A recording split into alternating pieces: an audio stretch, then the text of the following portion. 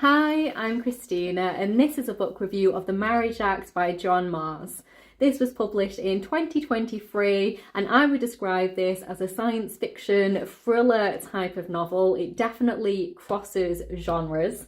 And this is set in a dystopian world where something called the Marriage Act has come into place. So if you've read John Marrs before, this is set in the same world as The One, which I haven't read, but I heard that you can read these as standalone novels. He said so himself. So in The One, basically, there's this DNA match that means you can find your soulmate. So you just submit your DNA to this database, and if your soulmate has done the same, you will be matched with that person. So obviously it's going to completely change the world of dating, marriage, relationships. The knock-on effect is obviously mind-boggling. So this is set in the same world where The One has happened, and now we're at the kind of next stage, and something called the Marriage Act has come into place. And this basically means that you can upgrade your marriage if you're already married to a smart marriage, and if you aren't yet married, you can get married with a smart marriage, and basically you get lots of different benefits from that. So you get tax breaks, so you pay less tax, and also you get to live in purpose-built new homes in new build estates, just surrounded by people who are similar to you, who are also in smart marriages. And you also get access to kind of a upgraded version of the NHS. So obviously lots of perks to being part of a smart marriage. Now, I really like the concept of this one. I thought it was very intriguing, but I have to say, I think the actual concept was better than the actual execution of the concept itself. So in the beginning, I was really enjoying this. I think I've read a couple of hundred pages, and that is one thing I will say about this book. It reads very fast. It's very fast paced. It is very readable. It's so easy just to keep turning those pages. So I was definitely very intrigued in the beginning, and I think the more the story kind of goes on, the less intrigued I was, I would say. So I am going to give this one kind of a low 3 stars, a kind of 2.5 stars kind of mark. And there's a few reasons for that. I think it just kind of wasn't my cup of tea in the end. So I have read one other book by John Marrs, and that was called What Lies Between Us. And at the time I gave that one 3 stars, but honestly, it's definitely worth like 4.5 stars, because I read that book in 2020 and I still think about the plot to this day, and it's been almost, it's been 3 years. So I had kind of high expectations going into that, and I just don't think it's as good as something like What Lies Between Us. I definitely think it had the potential, but thinking about the two books together, What Lies Between Us it was so much better than this one, for me personally. That one is kind of a standalone novel in its own world where none of this dystopian stuff exists.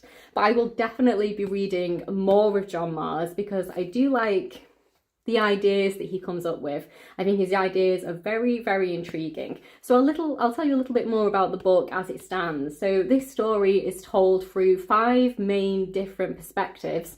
Now, you do hear from 3 other people, but just kind of briefly. So overall there are 8 perspectives, but generally the majority of the book is told through 5 different perspectives. So let me just introduce you to the characters.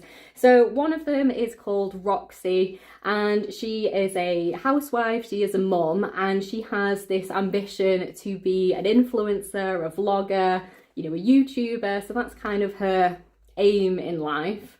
And then we have another person called Jeffrey. Now, he is a relationship responder, and that's one of the new kind of jobs that exist in this world. So when you would traditionally have kind of a marriage counsellor, a couples therapist, that kind of idea when people are struggling with their marriage, they've introduced something called a relationship responder, when you may be having issues in your marriage, but it may just be something that's gone kind of wrong with the technology, you can say. And Jeffrey's a very interesting character. He's a little bit out there. That is one thing I would say about this book. At times this becomes absolutely unbelievable. It is outlandish at times.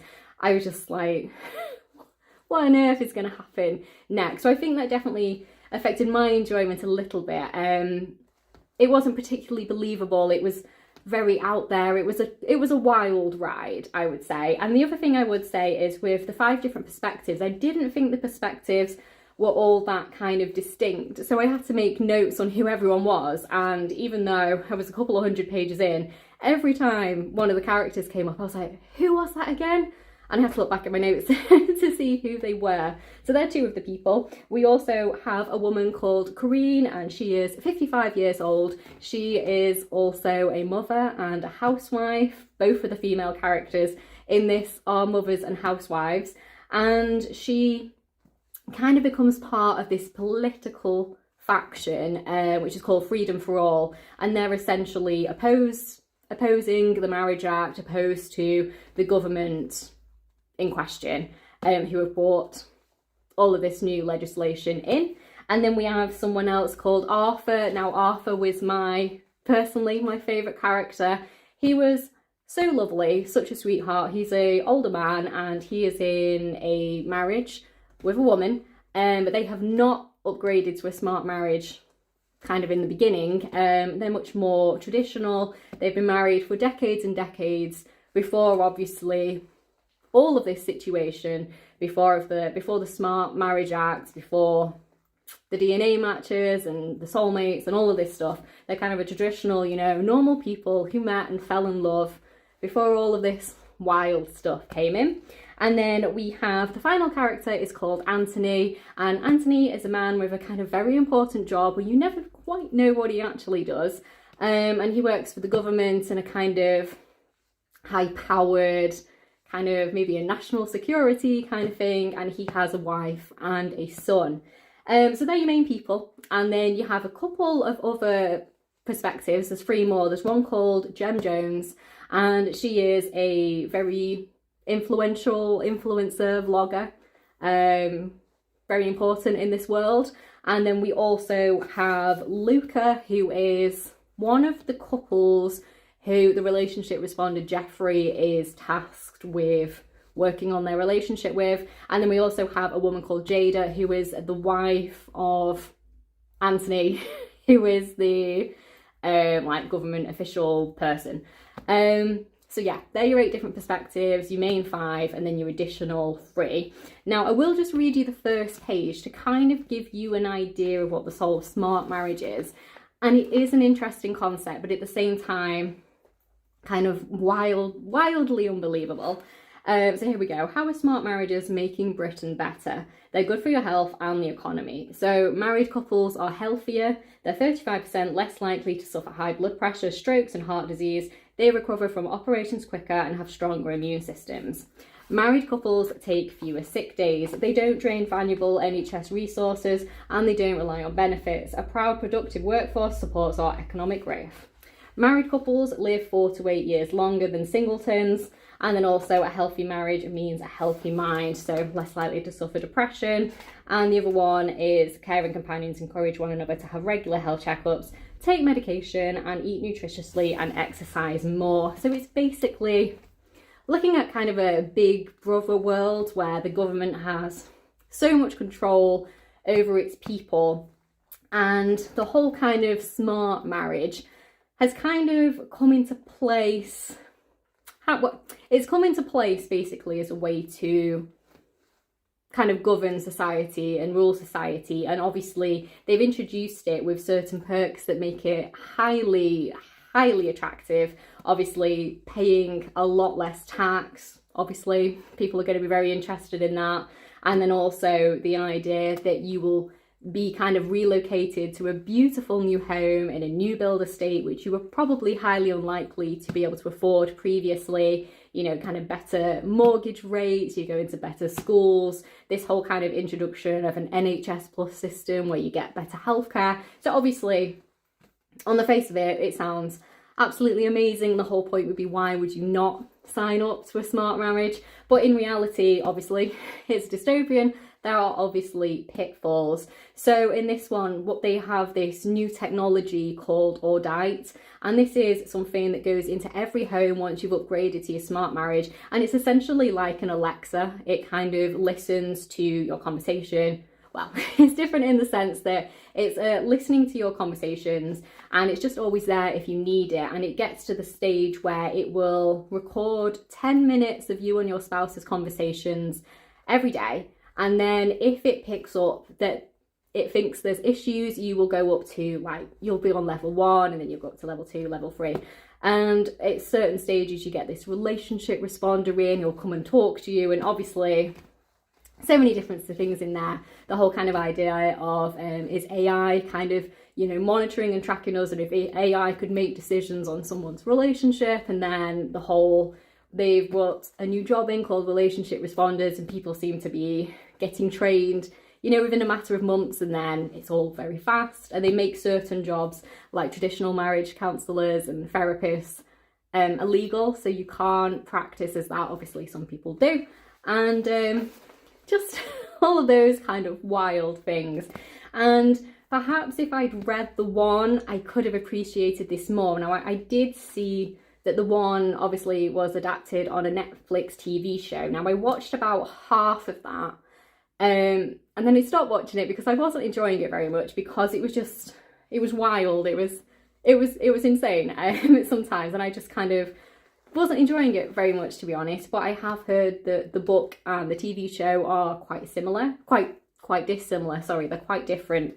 So yeah, I think in the beginning of this book I was really enjoying it. Now, it's a long book as well, it's about 400 odd pages, so for the first couple of 100 pages I was really enjoying it, I was really invested, and then as time went on with the last couple of 100 pages, I just kind of wanted it to, you know, round up and do its things. One thing I would say is there's a lots of twists and turns here. There's tons and tons of twists and turns. Now, I did predict the vast majority of them. I think at times this was quite predictable for me in seeing where it was going to go. Now, there was one massive twist at the end, which I did not see coming, and I was absolutely shocked by that.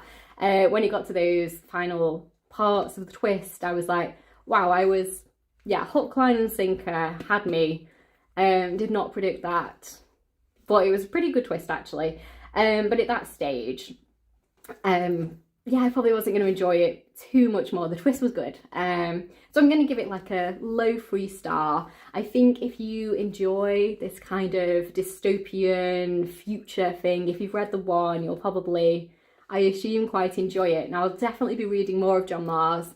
I actually have another one of his books on my TBR. It's called Keep It in the Family. It was the one he wrote before this one, and I was actually going to read that one before this one, but then this one came in at my library and I reserved it, and I thought I should probably read the most recent book first, just because I was more excited to read the most recent book.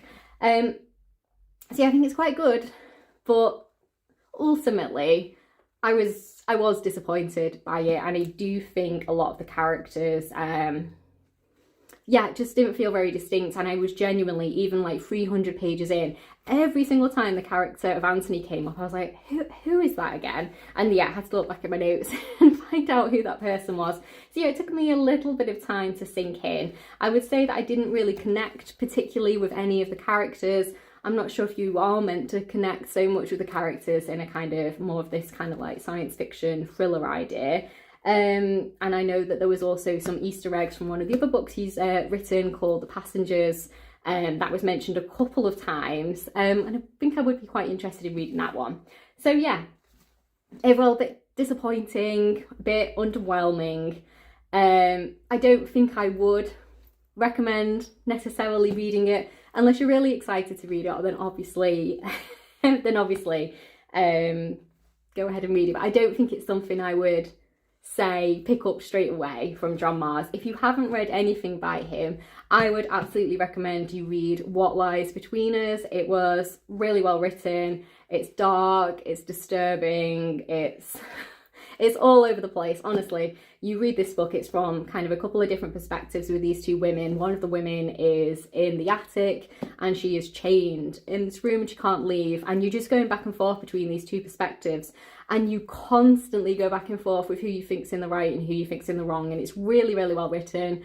Really manipulates your emotions really well. Just kind of didn't get the same kind of impact for this one. I think this one for me, like I said, it wasn't very impactful, and I think ultimately it's going to be quite forgettable for me. I don't think in a few months' time I'm going to be remembering much of this. I doubt I'll remember many of the characters, or, you know, I'm going to remember the kind of general major plot points of the whole marriage act, but ultimately, yeah, it's going to be a bit forgettable. So yeah, a little bit disappointing. I'm still really glad that I read it because I wanted to read more by John Marrs, and it's always nice to read a brand new book. So yeah, not really the one for me, not really my cup of tea, but still pleased that I read it. So thank you so much for watching. Please do like the video if you've liked it, and please do subscribe if you'd like to hear more of me talking about books. I will leave my book review video of What Lies Between Us down below, just in case you'd like to hear my more detailed thoughts on it. And if you have read this book, I would love to know what you thought of it down in the comments below. Please let me know what you thought of it, because it's so new. I haven't had anyone to talk about it yet, so that would be really nice. All right then.